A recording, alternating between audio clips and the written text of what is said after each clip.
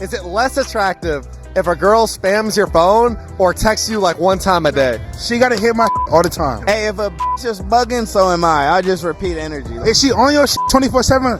I'm like, ooh, she kind of okay. Oh God, I need you in my life. I'm not gonna text you back for like 2 days. Where she hit me back 10 minutes out of them 2 days. Text me more. Let me know that you're actually interested in me only and only me. Prioritize me, because if you're not gonna prioritize me, then I'm good. I'm off you. I'm on to the next.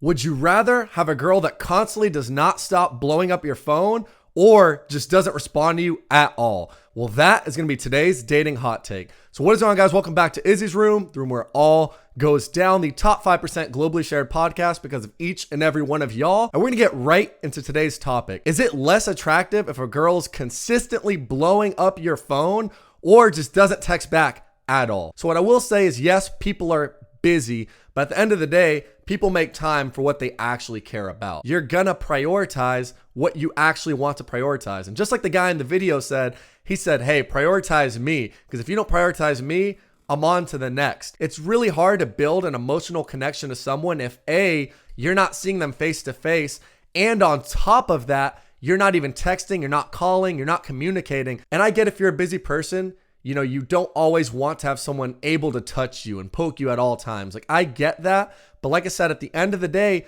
people are going to make time for what they want to make time for. And I'll give you one instance of this. So I met a girl through social media a few months ago. And since about January timeframe, we've only met up about 3 times. It consistently seems like our schedules don't align, which is fine. We're both busy people. But on top of it not aligning, on top of us not meeting up, the communication is just not there. We don't text or really talk at all. We've literally, since January timeframe, I can scroll like in probably one swipe the amount of texts that we've had. So I stayed pretty nonchalant about the whole thing. Hey, this is the day I'm free. Also, hot tip, if you're gonna ask a girl out, or girls, if you're gonna ask a guy out, same way.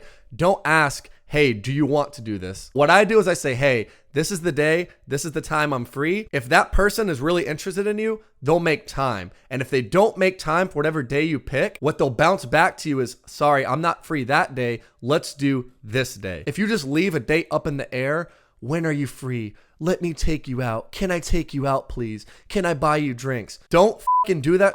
What I'm gonna go ahead and say, pick a specific time, a specific day. Hey, I'm free at this time. I'm free at this day. Does this work for you? I think for a majority, women like the most effortless approach. They like in some way to get in the car and the guy's like, hey, do you like pasta? All right, cool. This is a cool spot in Dallas. This is where we're going. They have great wine, great view. This is what we're doing. Most of the time when you lead that way, the girls will be like, oh yeah, that's cool with me. But if you just leave conversations up in the air and you leave deadlines and appointments and meetings up in the air, she's not gonna take it seriously. So what I do is, hey, this is the time, this is the day I'm free. Let's do this, that. From there, all she can really do is green light or red light it. So this girl specifically green lighted it. We do not text basically on a consistent basis. I'll basically send a text. It's like a week delay. Obviously it's chess, not checkers. So, you know, I'll wait my time as well. And what that does is I don't feel like any sort of emotional connection there. Because if you're not meeting with someone and you're not communicating, like texting them on a consistent basis, that already is going to kill like whatever quote unquote, I don't like to use this word, but vibe. And to me, like that whole situation's dead. The reason why I state this, and I'm tying it all the way back around,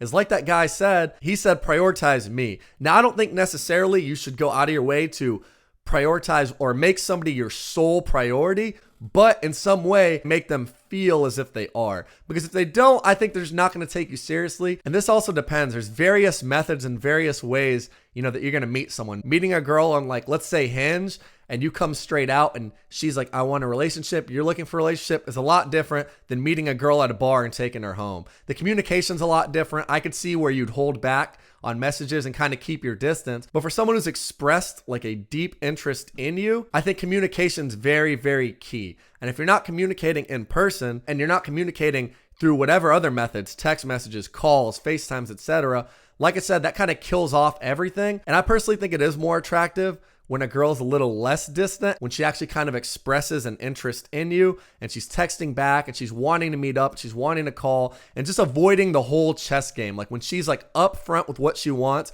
upfront with her communication, I personally find that more attractive. So kind of going back to what the other guy said, text my phone, like text me 24/7. Like that's what I want. That makes me find her way more attractive. I think people should just be upfront. And that goes for women too. Like if you want to go on a date with a dude or you want to meet up with him or you're expressing interest, just be upfront about it. Like there's honestly no reason to play the game. Because if you're playing the game and the other person picks it up, like the whole I'm going to distance, so you're going to distance back and forth, it creates like this elongated situation where both parties don't really communicate what they want effectively. I think just be upfront. Even if you're the woman, like be upfront. Like if you're interested in a dude and you want to go out, just fucking say it. Like honestly, and guys, it's the same way for you. Just be upfront. And then from there, all the other person can really do is green light it or red light it. This goes back to another video. Obviously, if you haven't seen all of our platform, Izzy's Room Podcast, or on Apple Podcasts, Spotify, Instagram, TikTok, Facebook, literally every platform that's out there. And we've had millions of views across all the platforms. So I've seen all of your responses. And one of the videos that made the most controversy was when we asked, do women like a guy who's a little bit more forthcoming or is a little harder to get? And people are naturally drawn to something that is a little harder to get, but they're not drawn to something that's basically impossible to get. If you're already not meeting up with a person in person, like you're not having dates, you're not having, coffee, seeing this person face to face, and on top of that, you're not texting, communicating, FaceTiming, anything at all, that's not hard to get. That's basically non-existent or impossible. I can understand, like if somebody takes like a day to respond, you don't want to seem like an idiot and text back in the same exact minute. That just seems like you have nothing going on in your day. That seems like you have nothing better to do. That's not what you want to do. But I'm also not saying to take 3 or 4 days also, because it's just going to go back or forth. And like I said, with this girl, we've been talking 5 months. We've met up a total of 3 times and maybe a total of 20 text messages. And this is the last note I want to end this situation on. The funniest part about it was we made plans one week, pretty nonchalant about it. Cool. She canceled. We moved to the next week. Again, pretty nonchalant. From there, I withdrew. It wasn't going to be a date anymore. It was coffee. I said, hey, coffee, 12 p.m. Obvious withdrawal from a dinner date or coming over. An obvious withdrawal. No, we're going to do coffee, 12 o'clock on this day. But from there, she canceled again. And after canceling again, she hits me with I'm free anytime after May something. She said like May 12th or a date like that. So on top of not seeing someone for 3 months and talking to them for 3 months, you want to prolong not a date tomorrow. You want to prolong a date later in the month. So to me, that was an obvious, hey, I get it. You're busy. I'm a busy person too. I'll still make time for things that I deem as important. If it's not that important to you, hey, cool story. I think we should cut this off. And that's basically what I told her. Hey, seems like our schedules never align.